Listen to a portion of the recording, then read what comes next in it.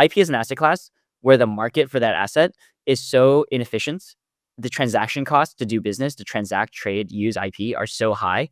And honestly, it's so inaccessible and opaque. You have no information about this market. So it's illegible, but it's also illiquid and it's high transaction costs. So only the biggest players with hundreds of lawyers, they're able to do these like massive bespoke deals and negotiations for IP.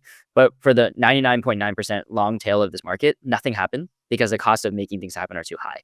Whether or not people think about it in this way is something that we interact with far more than with stocks, right? Every single day we spend 3 or 4 hours on YouTube, on TikTok, on Instagram. We post photos, we create photos. And with AI, there's going to be 8 billion Hollywood level creators that can create Hollywood level movies by just having a single idea and putting in a single paragraph. So even though the word IP is not how people maybe would call it, like the reality is this is sort of the most tangible part of our lives, like consuming and creating culture. And AI is only going to supercharge that. The amount of infrastructure that's been built for IP is very low comparatively to how deep of an impact it makes in our everyday lives. We don't just build software. We actually spend a lot of time and effort on the legal side of things. So I would say for every single dollar we put into building the stack I just told you about on the engineering side, we've probably spent as much with some of the best legal teams in the world to create a new licensing framework that's first of its kind, and we call it the Programmable IP license. Essentially, it's a standard legal framework that maps one-to-one with the parameters on Story. So if you set some terms on Story, let's say in order to use this IP, you need to pay me $5. That smart contract parameter is also mirrored on the legal contract itself. In other words, there's a one-to-one link between code and law and Story, and everything on Story has a legal wrap around it that's enforceable. Welcome to Epicenter, the show which talks about the technologies, projects, and people driving decentralization in the blockchain revolution. I'm Friederike Ernst, and today I'm speaking with Jason Zhao, the co-founder of Story Protocol, which is a protocol in the IP space that we'll dive into in just a bit before I talk to you about our sponsors. If you're looking to stake your crypto with confidence, look no further than Chorus One.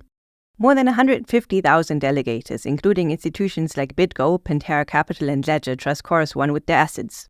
They support over 50 blockchains and are leaders in governance on networks like Cosmos, ensuring your stake is responsibly managed. Thanks to their advanced MEV research, you can also enjoy the highest staking rewards.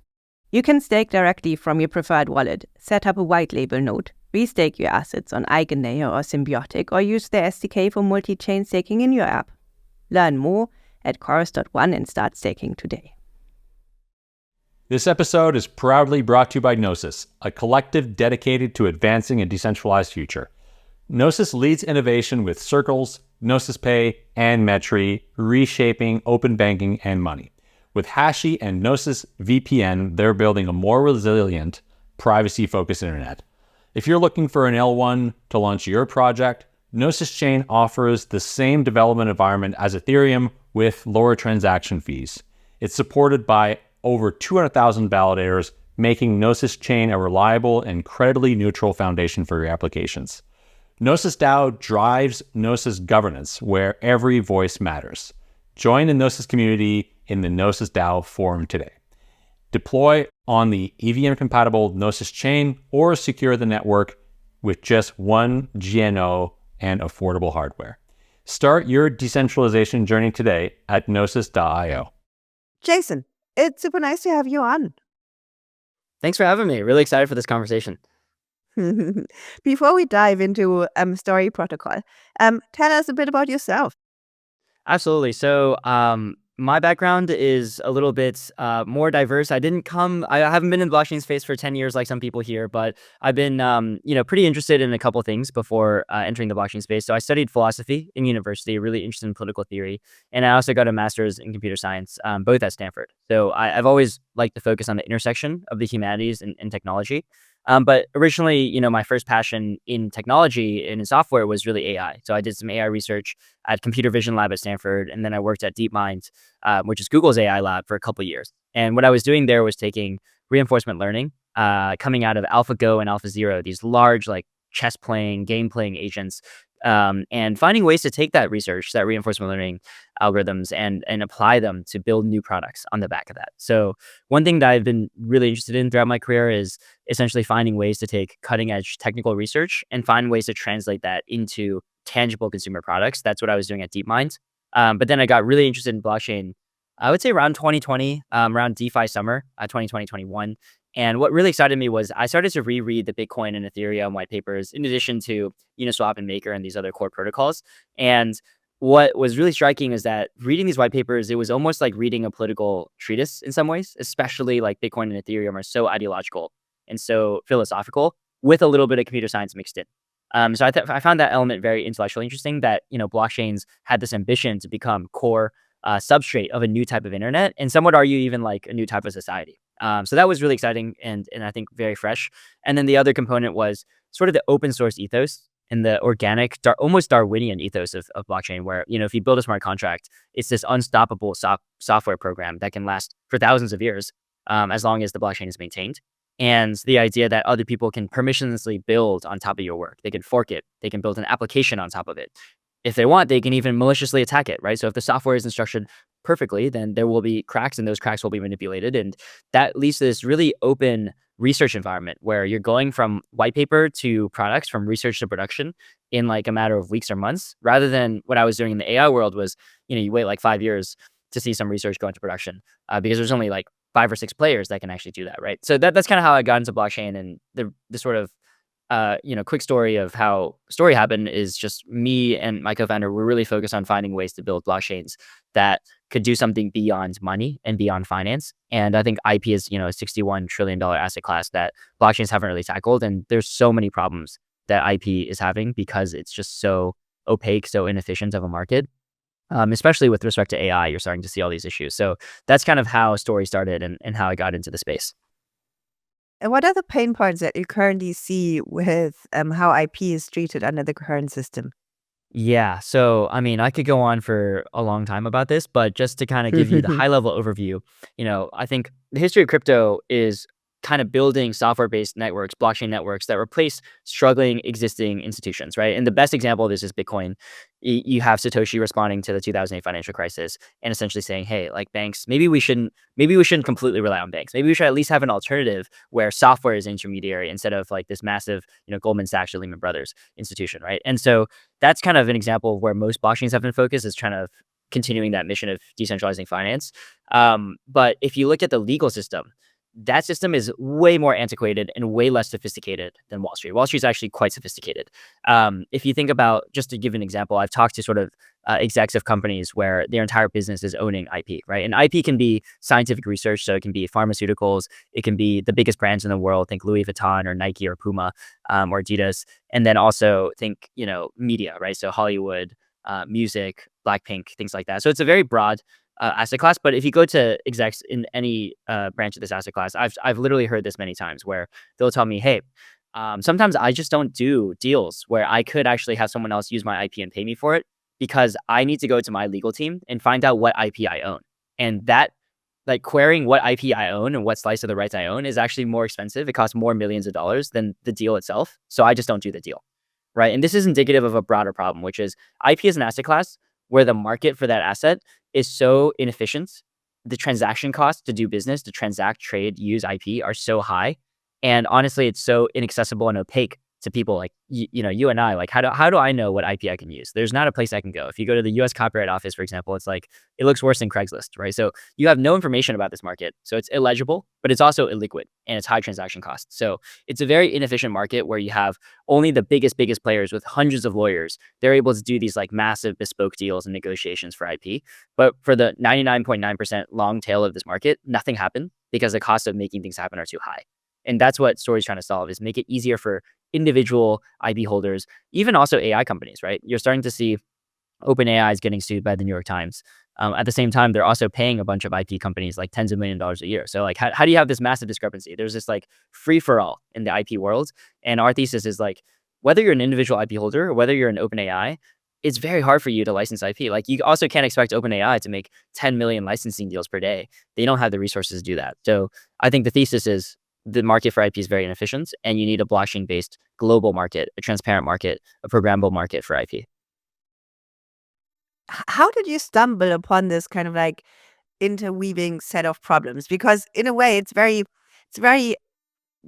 obscure and that most of us don't really deal with IP directly the way that we kind of deal with, say, stocks or kind of like financial products or um, even kind of like things like reputation or so that kind of other people are trying to put on chain. Yeah, it's a good question. So the way I got interested in this issue is a couple things. So one is just my time at DeepMind and my time doing AI research. There's a saying in AI research. It's quite simple, but it is very truthful, which is if you have garbage in, you're gonna have garbage out. And what that means is if you have really bad IP, really bad data, you can have the world's most advanced AI model algorithm. You can have the most compute, all the GPUs you want, and you can train it for a million years, but it's still gonna produce bad outputs if you train it on bad data. And so, very quickly, I realized, even at DeepMind and at Stanford, that essentially high quality data is a scarce resource and is a resource that, again, doesn't have a very efficient market, right? So not only are there a ton of legal battles around, like whether AI companies need to pay for IP, which I certainly think they do, there's also just not an efficient way to actually pay for that IP, to actually even not even just pay for it, but to discover it, right? So the closer you look at, how the market for this sort of like high valuable training data works, the more you realize that even the most basic insights as who owns what IP and how much do I need to pay and how can I pay them, like these questions are very difficult and very expensive to answer. So that's kind of my first foray into it. And then like I said before, I got really interested in blockchains through DeFi Summer. And I was thinking like, if blockchains truly are like this substrate for a new society and or at least a new internet, can they do things beyond just currencies? Because, if you think about the institutions that hold our society together today, they go so much broader than just currency. Like currency is a big part of it, money is a big part of it. But what I'd argue is IP as a term is quite, technical in some sense. It's quite legal, but IP as a concept, whether or not people think about it in this way, is something that we interact with far more than with stocks, right? Every single day we spend 3 or 4 hours on YouTube, on TikTok, on Instagram. We post photos, we create photos, and with AI, there's going to be 8 billion Hollywood level creators that can create Hollywood level movies by just having a single idea and putting in a single paragraph. So even though the word IP is not how people maybe would call it, like the reality is this is sort of the most tangible part of our lives, like consuming and creating culture. And AI is only going to supercharge that. So I think most people spend far more time on TikTok, let's say, than on Charles Schwab or on Robinhood, and certainly on Coinbase. So I think IP as a total, like a massive addressable market. It's very easy for people to understand why it's valuable because, even your mom can understand like why Snoopy or Mickey Mouse is valuable. They might not understand like why, collateralized loan, over collateralized loan on Aave is so valuable, right? That might be more niche, but I think the amount of infrastructure that's been built for IP is very low comparatively to how deep of an impact it makes in our everyday lives. Why do you think kind of there needs to be a blockchain at the core of the solution for this, right? Kind of like if it sounds like kind of some standardization and kind of like digitization would already kind of make a big dent. I agree. I think some standardization would make a big dent. And I think the analogy I like to always go back to is because it's familiar in the blockchain space is money. And so I think Swift has somewhat standardized international payments, right? There are sort of global payment standards because, countries with different banking systems and different currencies need to be able to exchange money with each other. And so we as a society have tried to come up with kind of overlapping set of agreements and standards like Swift that allow us to pay money to each other across borders.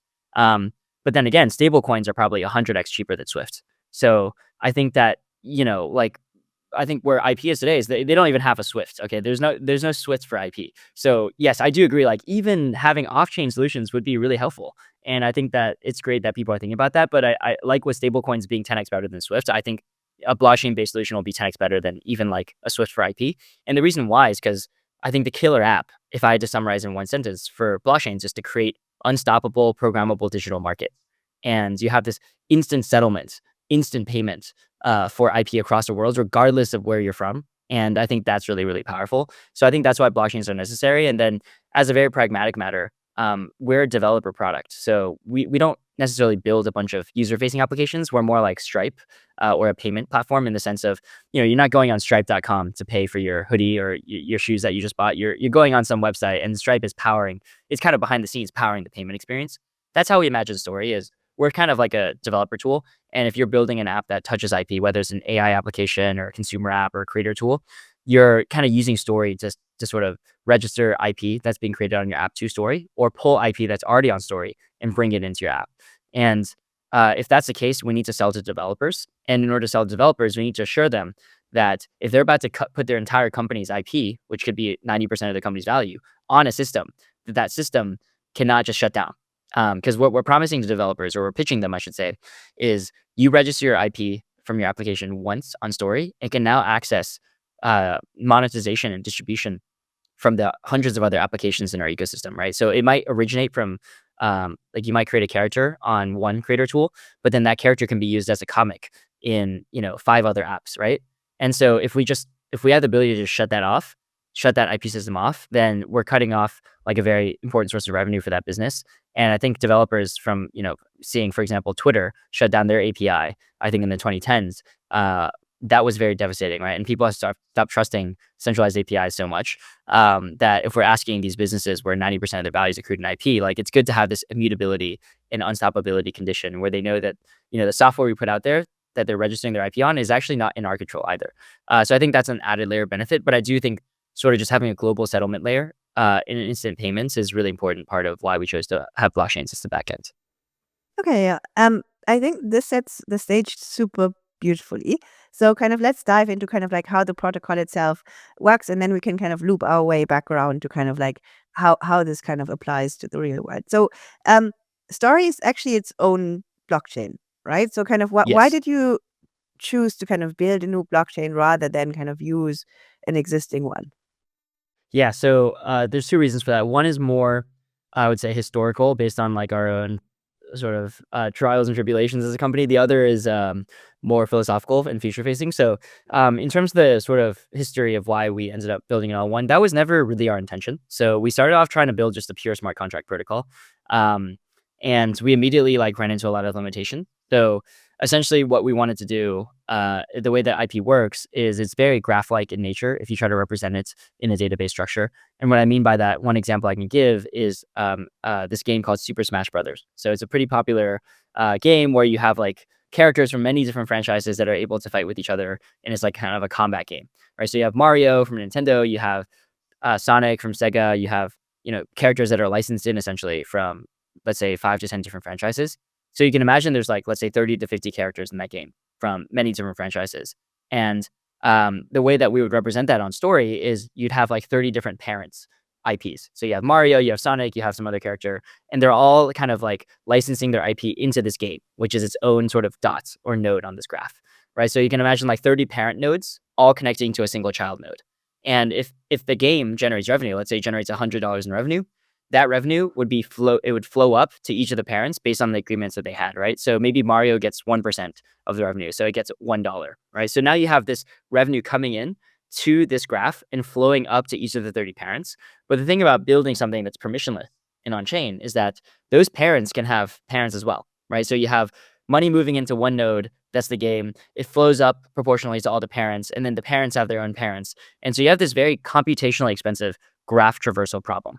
And the EVM, as it stands today, is not optimized to do this sort of computation.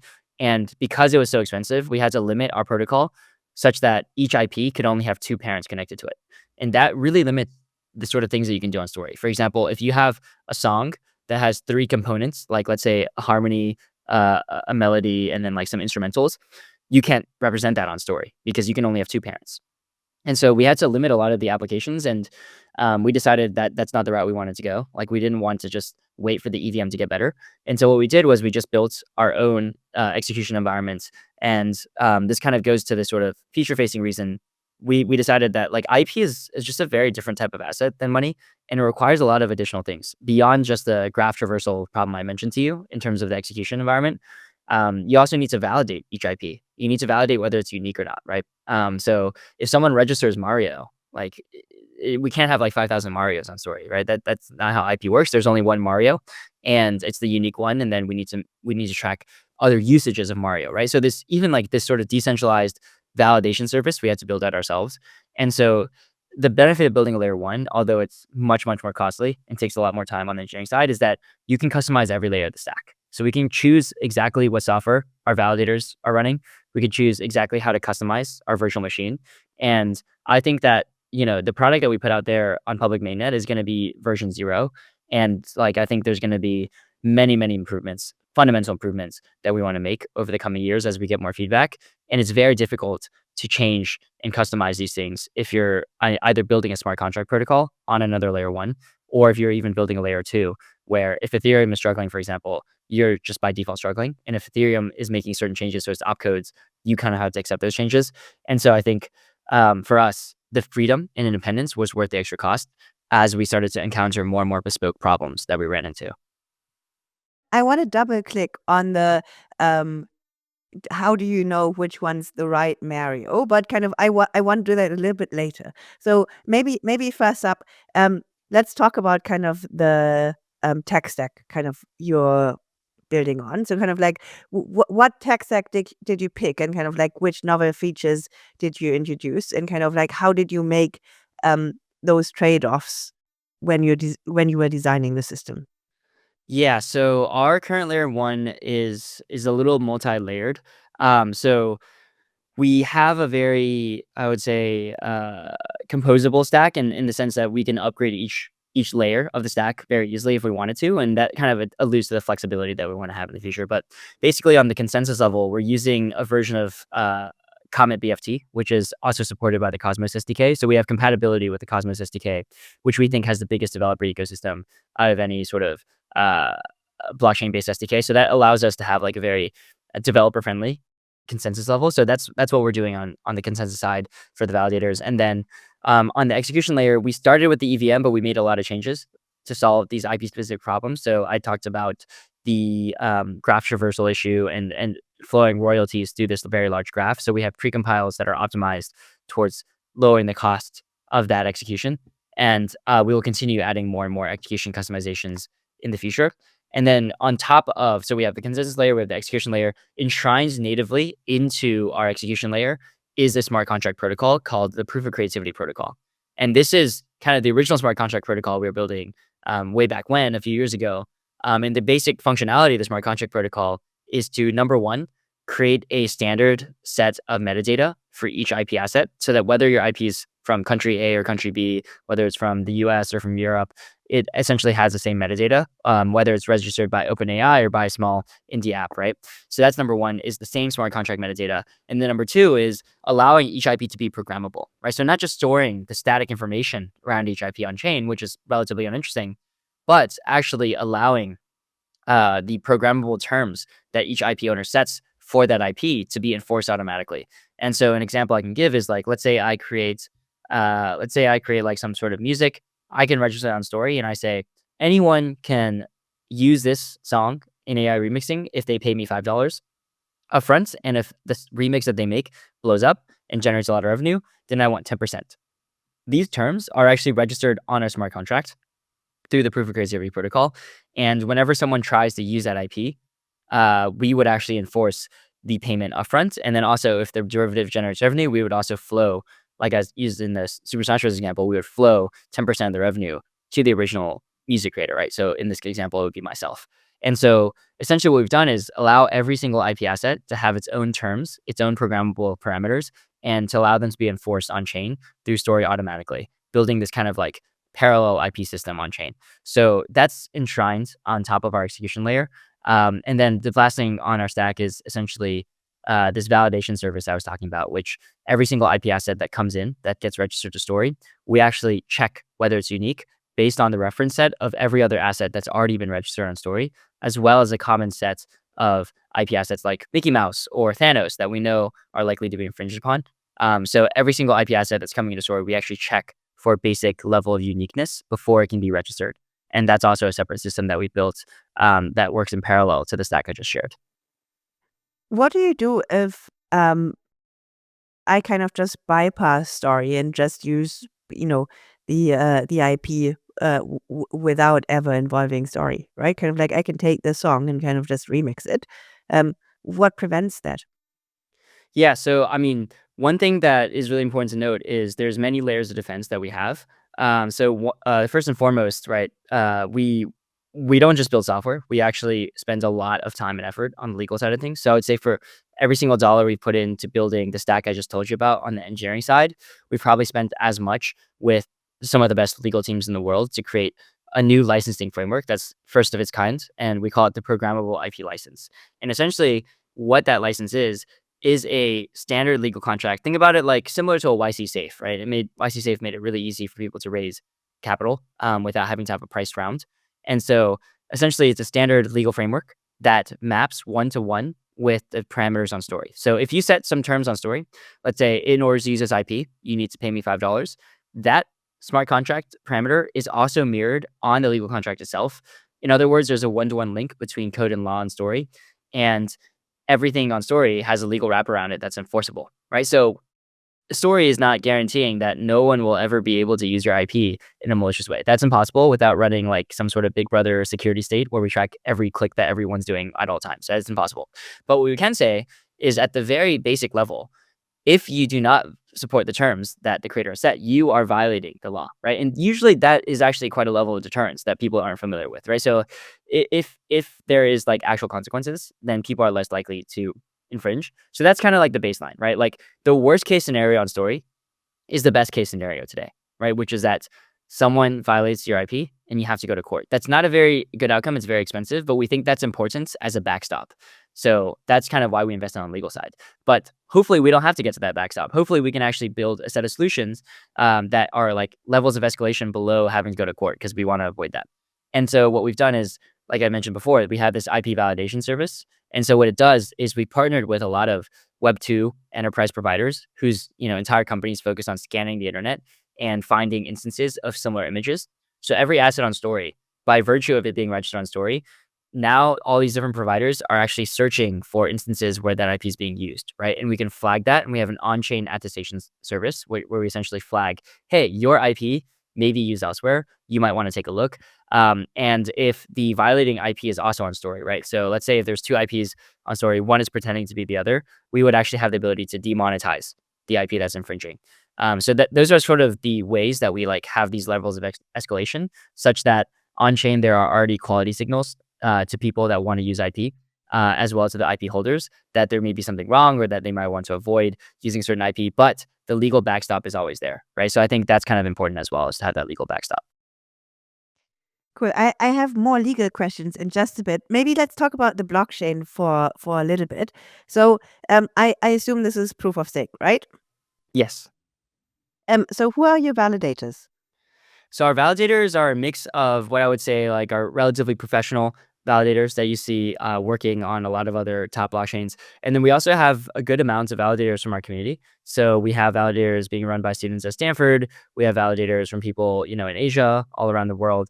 And so we, right now we're starting off with a Genesis set of 64 validators, which is relatively common for something you'd see in the Cosmos SDK realm for Comet BFT, because Comet BFT has 2 to 3 seconds block finality time. So it's good to start off with a smaller set of validators, but we're planning on very quickly ramping that up and getting to like 80, even 100 in the first year.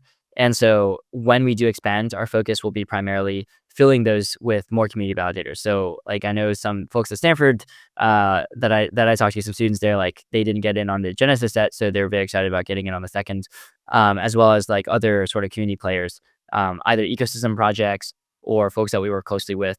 Outside of that, I think those are the people that we're really prioritizing.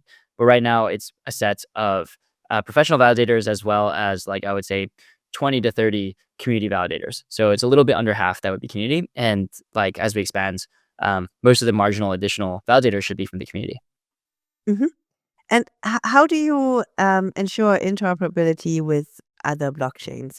Because kind of like in principle, you can kind of use IP in different ways too, right? I, in principle, kind of say, I could use this as collateral, I could kind of borrow against this and so on. So how do you, can you kind of create that level of interoperability? Yes, this is something it's a core focus of ours at the end of the day, because our thesis, our success case at Story is that we actually become a core protocol for the internet. And by that, I mean, there's not many people out there that like are big domain name system fans or like HTTPS fans. Like there's not many people saying, I love the internet, like, IP protocol, TCP IP, right? Like, because they're just the fabric of our lives. Like we just take HTTP for granted. We just take DNS for granted. And I think that's the level of invisibility that we aspire to. And in order to get to the point where we are just the sort of peer-to-peer IP system that powers not just government IP systems, but also individual companies in this massive ecosystem, we need to have a lot of adoption from different parties, right? And I think that starts with off-chain IP. So we worked with, Justin Bieber, we worked with Dua Lipa, we worked with some top Hollywood creators, as well as, Stability AI, right, which is one of the world's largest AI companies. They're the creators behind Stable Diffusion, which is the biggest, most remixed, I should say, most forked image generation model in the world. So we have like these large off-chain partners that we work with in the AI world and in the world of IP holders. And the way that we treat other chains is very similar. So we just treat them as off-chain. Essentially, you're not on Story. So if you are building an IP on Base or Solana or Polygon or what have you, essentially we treat it the same way as we would treat, a creator who, Justin Bieber, who isn't on chain, right? Because ultimately we want to be able to support IP no matter where it is, and that IP should live wherever it's living before, but its specific transactions, its specific exchange information, its settlement should be settled on Story. So I would say that we do have like an integration with layer 0, so we can have crushing communication. But our overall philosophy is, I told you about the entire stack that we built. There's this consensus layer, execution layer, there's a protocol layer on the smart contract side. But wrapped around that entire stack is a simple API. And it looks just like the Stripe API, right? Like it's just a service that you can use. And so whether your app is on Solana, whether your app is completely off-chain, you just call our API and it does the work for you. So Story is sort of this invisible IP settlement layer, but we are wrapping and abstracting away this entire stack in the form of an API that anyone can call regardless of whether they're on-chain or off-chain. Okay. How do you envision kind of the shift from, the traditional IP system to your on-chain model? So kind of how do you get people to move? It's a good question. So there's two ways to do this, and we focused on both ways, but to different extents. So the first way is onboard off-chain IP, and I would say existing IP. The second way is to just get net new IP on Story. And I actually think the second way is more interesting. So we spend probably 80% of our time trying to just get all future IP being created on Story natively, right? So I say Story native, on-chain native IP. And the reason why we spend more time there than on traditional IP or existing IP is because I think about it similarly to YouTube. Whenever you have like a new paradigm shift in content, it's never the incumbents that are the best, most avid adopters of that technology. So YouTube is a good example because YouTube, when they started, they didn't go after Hollywood people and say, hey, Steven Spielberg or James Cameron, why don't you create like a 5-minute movie on YouTube, right? They went after, or at least I should say, the people that adopted YouTube were the Mr. Beast of the world, right? Or people in their living rooms, like creating home videos for fun. And over time, they got more sophisticated. And now I would say like Mr. Beast, Marquise Brownlee, these big YouTube creators probably make 2 or 3 or even 10x more than the average, like very successful Hollywood producer or director, right? So it's taken a couple decades, but my point is YouTube would not have succeeded if they had gone after traditional big players in Hollywood. They succeeded by finding a neglected class of creators and serving them. And those people became YouTube native, internet native creators. And I think the same thing will be true of IP when it comes to Story, which is that brand new like economics are going to be unlocked when you have this new marketplace for IP, and the people that get it may be crypto native at first, and they're probably just creating net new IP on Story rather than onboarding just these massive catalogs of already existing IP. What does like a purely on-chain native version of IP look like? That's kind of the ecosystem that we're building. That's what a lot of the apps that have been built on top of Story are doing, is just letting people create IP natively on Story. So that I think is a big focus where we're not even trying to onboard the existing class. And I think that's going to be very exciting. On the other hand, like there's so much valuable IP out there, like, and we want to get as much of it onto Story. So we do have to work with these traditional institutions. And I actually think 2025 is just going to be a great year to work with institutions, especially, being an American company. Like in the US, I think a lot more people in the government are much more open to blockchain now, right? And that's a real opportunity, because I think with Story, one of my goals for this year is to work with institutions, and in particular with copyright offices and patent offices around the world, essentially because they all have very outdated, very fragmented, very expensive and inefficient IP systems. Imagine if every single copyright that was registered in the US was also registered on Story and in a standardized way, such that anyone around the world could use that copyright and generate revenue for that American copyright holder. And same thing for someone in Germany or someone in France, like they would able, if they register a copyright or patents with the German or French governments, that would also be on Story. Now you have this fully composable network of IP. And so just starting to work with governments, this is conversations we're already starting to have with folks in the US government and other governments about being a sort of backends for their IP systems. I think that's also really exciting and actually is going to be like way more efficient than onboarding one by one. But just to kind of outline the progress we've already made with traditional IPs, we've already started to work with, we've taken Justin Bieber's Peaches and tokenized it as an IPRWA. So now all the rights are on chain. We've done that with a song with Miley Cyrus and Dua Lipa, and we're planning on doing that some more with some big IPs in Korea. So we are working with some of the world's largest music catalogs and IP catalogs to on-ramp their IPs onto Story. And then last thing I'll say is with the Stability AI partnership, the Stable Diffusion partnership, one reason that's so exciting is because 90 to 99% of the content in the future will probably be AI assisted or AI generated. So I think in the next decade, we'll see, in 2035, 90% of AI content is AI generated or AI assisted. And the best way to register new IP on a story is to just embed ourselves at the AI model level. So now with Stable Diffusion, any output of Stable Diffusion, if you call Stories API, it gets registered on Story as an IP asset. So if we can embed ourselves into these AI models, and these AI models are what's going to be producing most of the IP in the future, that's going to be a huge onboarding tactic for us. And that's something that we're doubling down on. So I think there's a lot of ways to get IP, but ultimately I think getting new IP is actually even more exciting than just getting existing IP. Can you tell us about some of the applications that sit on top of Story and kind of like create IP directly on Story? Yeah, absolutely. So the one I just mentioned around like tokenizing some of the biggest music catalogs, that is a very interesting protocol that's built on top of Story called Aria. And essentially what Aria does is they have really close relationships with some of the biggest music catalogs in the world. And eventually they'll expand beyond music to fine arts and other sort of IP assets. But the idea is they want to do what, let's say Ondo did for T-bills, but for a much more interesting asset class, which is these like really iconic IPs, right? The thing about treasury bills is that, anyone can bring, most people can purchase treasury bills, right? Treasury bills is probably one of the most common financial instruments in the world. So bringing it on chain is less beneficial, I think, because it's already so common. And also treasury bills are not programmable. So, I mean, if you have it on chain, like the programmability of that treasury bill is not enhanced by bringing it on chain. There's not much you can do. It's a treasury bill.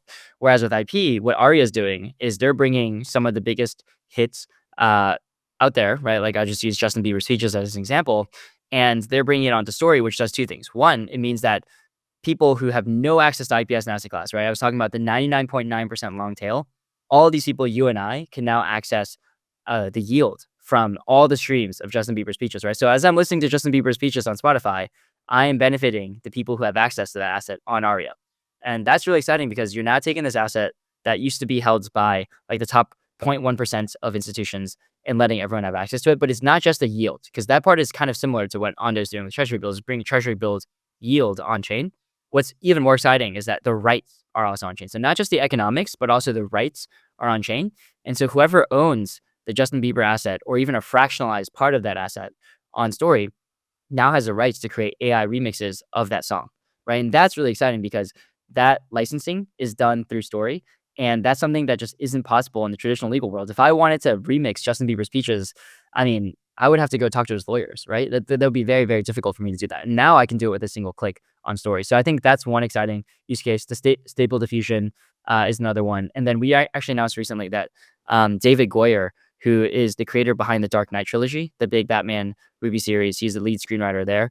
He's actually creating a brand new IP franchise on Story where every single character, every single spaceship, every single story in that universe is on Story.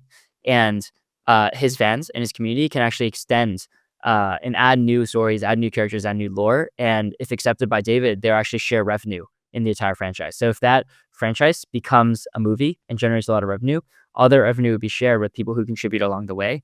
So it's almost like a Wikipedia for fiction, where you have these atomic building blocks, these IP assets that the community can now have full reign to build on top of. And now there's actually already AI agents being trained on top of the IP that David has put out, so that these AI agents are actually creating, short films, images based off of the canon, and they can monetize as well, right? So this is an example of a sort of a creator who's actually leaning in to opening up that IP, creating a market around it, leaning into AI, even extending his work and helping him make revenue. Because if that AI does a really good job, builds a lot of popularity, generates a lot of revenue, David is also going to get a share. So I think all of these things are like very exciting early experiments of how story can be used in AI, how story can be used in sort of DeFi or IPFi, and then also just by like everyday users that may not be crypto native. I think IP is going to bring a lot of people on chain that just had no reason to be on chain before.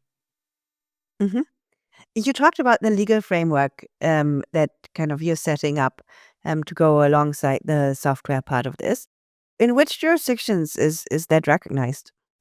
Yeah, so luckily for us, we started with copyright. And the great thing about copyright is that there's this thing called the Berne Convention, which is a little bit obscure. But basically, the Berne Convention, I believe it was 1884, 1886, essentially around 200 countries around the world met to harmonize the basic standards of copyright law, right? And the reason why that's important is because if I created Pikachu as Nintendo in Japan, that doesn't mean that like someone in the US who's not in Japan should be able to use Pikachu freely, right? Like you want these ideas and this creativity and this knowledge to be global, and you want it to be protected globally.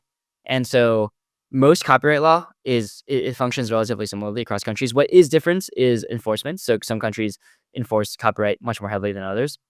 But when it comes to at least declaring the sort of principles, they are very similar. And our legal contract is designed primarily with the US in mind, but in a way that it is compatible with most other countries' copyright systems. And so that allows us to start giving global or near global protection to basically all the people using story, right? So that's why one of the reasons why we started with copyright is because you do have this global harmonization on the basic principles of copyright law. Okay, I understand. What other flavors of IP are there? I mean, there must be more, right? Yeah, so there's copyright, which covers media, right? So you think about songs, movies, anything creative work, like a poem, a new character, and then there's patents, which cover sort of unique ideas or processes. So you can patent a drug, you can patent a specific process for making a car, things like that. And then there's trademarks, which are sort of protecting the brands that businesses and people kind of do commerce around, right? So like think about Nike logo, that's a trademark. Um, and so, yeah, patents and trademarks are a little bit more complex. That's something that we're not supporting on day one of mainnet is patents and trademarks, but it's something that we're very interested in supporting. And I actually think the inefficiencies in patents and trademarks are much higher than in copyright because they're just higher value assets in general on average.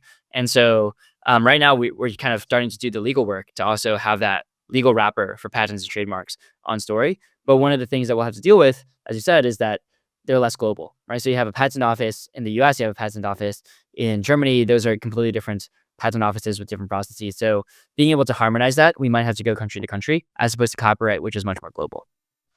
Okay. Maybe let's talk about the enforcement of IP rights on stories. So kind of like you talked about Mario and only being able to kind of like upload Mario once. How do you discern who the true Mario IP holder is to kind of give them the rights of reaping the yield on that asset? Yeah, so the way that we do this is twofold. So there's sort of like I would say like an information signal layer, and then there is a dispute layer. And so the information signal layer, every single asset that someone tries to register on Story, we have 4 or 5 different IP partners that essentially are specialized. They're basically API services, right? SaaS services that go and scan the internet and say, hey, have I ever seen something that looks like this? And if so, what percentage confidence do I have that this is infringing or not unique? So every single asset that comes in the Story, we actually query a series of these APIs and kind of average out the results and try to give a signal. Now, it's not binding. So the signal might say, hey, this is like 99% likely to be infringing. And the idea is that like we're a permissionless protocol, right? So ultimately, if you see a Mario asset and we're like, this is 99% infringing and you want to use it, then you're running that risk as a user, right? But we want to provide developers and their end users as much information as possible. So we have all these signals that every IP asset has based on its analysis, right? The sort of second layer of this is a dispute system. So anyone around the world can dispute an IP asset on Story and say, hey, this asset is actually infringing. So if Nintendo goes and sees this Mario with 99% certainty that it's infringing and it's like, this is not registered by a Nintendo employee, then they can go and dispute it. In the dispute process, right now we're using UMA, which is the same thing that settles Polymarket, but in the future we want to have, professional lawyers and more sophisticated methods of settling these disputes. But basically, there's an on-chain arbitration process and the result of that process is enforced on chain, right? So in the case of Mario being 99% chance to be infringing, Nintendo raises a dispute. Well, the dispute is probably going to end that this asset is indeed infringing, and it would be demonetized and essentially not surfaced by Story's own API and Story's own indexing, right? Because it's on chain, we can't actually remove it, and we don't want to like censor fully. So you can still look at it on chain, but it will say, hey, this is, an asset that's been successfully disputed. So we have basically our own on-chain sort of information system, almost like a sort of like, nutrition facts of each IP, and then also an on-chain dispute system, which is like an on-chain court that can actually take decisions. So that is all the sort of on-chain apparatus that we've had to build to make Story like a high-quality IP repository, a global IP marketplace. And then, like I said before, maybe they're not perfect because we're just starting out, so maybe there's some gaps on the edges. That's why we also have the legal backing where, if none of that works, then you can still take it to court and you still have that protection from the law. But to the extent that we can avoid that, we want to, because it's very expensive to do that. So we try to keep things on chain. Say I'm the original Mario owner, and kind of like someone else has uploaded it. Do you force me to kind of dispute it on chain first, or can I take you to court right away? Because kind of like You can do that right away. Yeah. Yeah, okay. Because you can't really force someone to kind of like No, of course not. Yeah. The dispute is more of like, we think, if you're Nintendo, I think it's maybe like a hard to use Nintendo as an example. They probably already have a bunch of lawyers that are suing people out, so they probably don't need this. But we're really thinking about the long tail, right? So if you're a creator, the unfortunate truth of the current legal system as it's set up is that it's biases towards people who infringe on IP, because the cost of prosecuting IP infringement is so high that most creators choose not to, right? So if you're a creator and you're not making that much every year, and someone violates your IP, it's going to cost you tens of thousands of dollars over potentially multiple years to go and say, hey, this person, to go to court, right? So it's actually incentivizes creators to not file a suit. And that systematically biases the system towards people who infringe, because they know a lot of these people, they don't have the resources to defend themselves. What we're trying to do is, at least if it's on Story, if it's on chain, we're giving you a very cheap way to sort of defend yourself that's much less cost prohibitive than the traditional system. But of course, if someone wants to go straight to the, very, very complex gunfights of the traditional legal system, then of course they can do that. But you can't remove my IP from the blockchain, right? Kind of like it's permissionless. And even if it was something that I wouldn't want to be online, you can't remove it, right? We can't remove it in the sense of we choose not to censor on Story because we don't want to be But the you could. arbiters of truth. Well, it's hard to remove content that's on chain. It depends on whether it's on IPFS or Arweave. Like on Arweave, it's very difficult to remove. If it's on IPFS, then there are ways to do that. But even if we could, we wouldn't, because we think it's important to be like a sort of censorship resistance and in line with the ethos of blockchain. But that's why we have this API, right? So functionally speaking, it's kind of like Twitter. If Twitter decided, okay, we're not going to remove your post, but we're just going to make sure that the algorithm never serves your post to anyone. And the only way to see this is if you have to go on the specific profile, right? Except 20 times harder, because navigating the blockchain is not, it's not like as easy as navigating Twitter. So that's kind of the idea, right? It's kind of like we just don't show anyone this asset anymore. So if someone calls our API, we just don't show it to them. Now, if someone wants to go and actually traverse the blockchain, then they can find it. But the amount of people who want to do that are probably very low. And so it's functionally soft removal. But we don't want to actually remove all possibility for people to actually access this. You said earlier that you can also demonetize certain IP. How do you do that? So essentially we just prevent people from, so we have this sort of royalty system. So we prevent people from being able to send funds to that wallet that's part of the royalty system. So basically, like every IP asset has its own wallet, a smart wallet associated with it. So it almost has like its autonomous bank account attached to each IP. But that bank account is kind of held through Story's proof of creativity protocol. And one of the features in that protocol is we can actually prevent that account from accruing more value if it's deemed as disputed. So essentially, we just remove the ability for that IP asset. Let's say it's owed $10 because some royalties were shared. It's enabled to claim those $10 from its wallet. How does the governance behind that work? The governance for Story is mostly done on the blockchain level. So we have like some basic governance through decentralization. We have a forum, but essentially, like, the governance is it's making suggestions to how we can improve the protocol. But for now, we kind of want to make sure that we can steward the protocol for the first few months before we sort of allow things to be decentralized progressively. I think the first few things that we'll decentralize is actually protocol fees, rather than the specific logic of the royalty module. So, for example, Uniswap has protocol fees, and the DAO has the ability to sort of turn it on and off. I think that's something that we'll be looking at, giving that decision to the community. Okay, but in due course, kind of the community will be the one deciding which IP to demonetize. No, so that's based on the dispute system. So in this case, it would be UMA and the people participating in that on UMA. But in the future, we want to add a lot more dispute options so that it's not just one option. But basically, the dispute process and the outcome of that process is binding. There are ways to, let's say, um, try to reverse that dispute as well, so that you can challenge the dispute, but essentially, or appeal, I should say. But essentially, the dispute system is what is used to turn on and off the royalties. And once kind of an item has been disputed, can they just upload it again and I have to dispute it again, or do you ban kind of like re-uploads? Yeah, it's hard to ban re-uploads in some sense because people can, I mean, even if we try to ban a wallet, right? Anyone can create a new wallet. And so it's kind of like a constant battle. Like, I think there's no, unless we centralize the whole thing, there's no one But you size fits said you all. scan the content, right? When I registered, you scan it Yes, we do against scan the kind of like, content. Yeah. yeah. So you could in principle do it, right? We could in principle do it, but you never know if Nintendo is the one that's actually registering it, right? So we don't want to ban, let's say, Mario. We don't want to just ban Mario forever, because Nintendo could actually register Mario rather than some random person, right? So that's why we don't want to ban the image, because the image, maybe there's nothing wrong with it. It's just the person that's registering it is not the one that owns the image.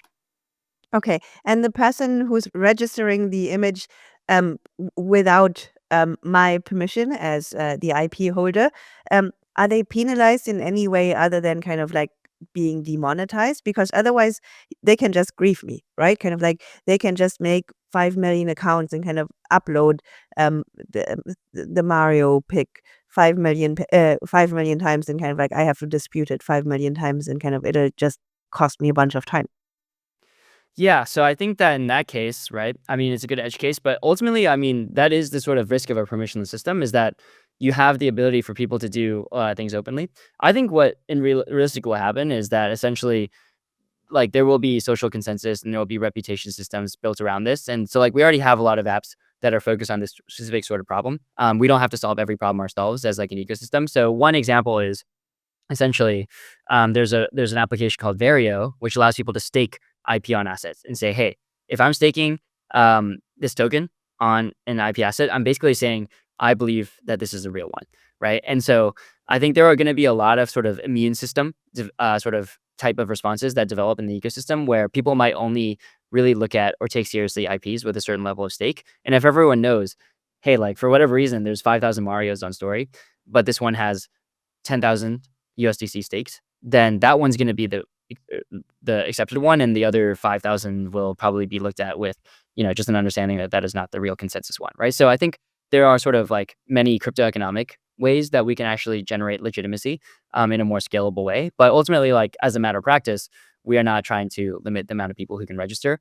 And even if we try to limit specific wallets, they can always create more wallets, right? So the way that we approach this problem is less, how can we prevent any wrongdoing? Because if you want to have 100% success in preventing wrongdoing, you need to have full control over the system. And that just kind of, now you revert into this sort of centralized version of IP that governments try to do very unsuccessfully. And in trying to achieve perfection, they actually achieve mediocrity.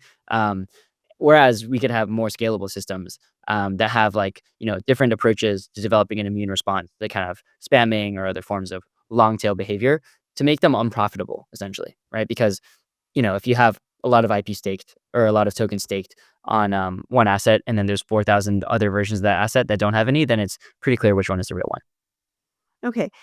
What do you do in a case where kind of the IP rights are disputed even off chain? Because that happens very regularly, right? I mean, there's IP fights all the time. Say, I developed a drug and someone else says they kind of developed the same drug ahead of me, and there's a lawsuit. do you just freeze kind of the registering of that IP until it's decided in court? Yeah, so one thing that we are developing is essentially a way to kind of take off-chain events and bring them on-chain. So there's this thing called the story orchestration service. And actually, the story orchestration service is one thing that we already use now to coordinate these like off-chain infringement detection providers. So these detection providers are not primarily serving blockchain companies, they're primarily serving Web2 companies. And so they have like some sort of, off-chain algorithm, and then they send a result to us, and we need to bring that result onto story.